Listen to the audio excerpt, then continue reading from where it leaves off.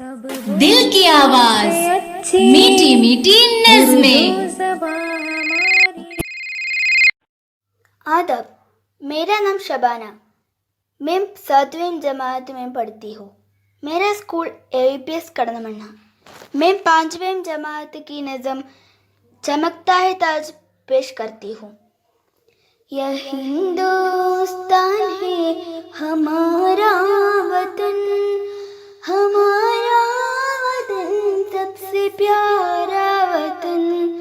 मोहब्बत है अपने वतन से हमें, मोहब्बत अपने चमन से हमें। यहाँ चांदनी में चमकता है ताज, ज़माने दिल पर जो करता है राज।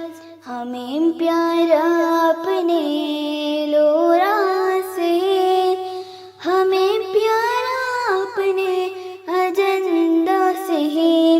यह दुनिया की आंखों का तारा वतन, यह हिंदुस्तान है हमारा वतन। शुक्रिया।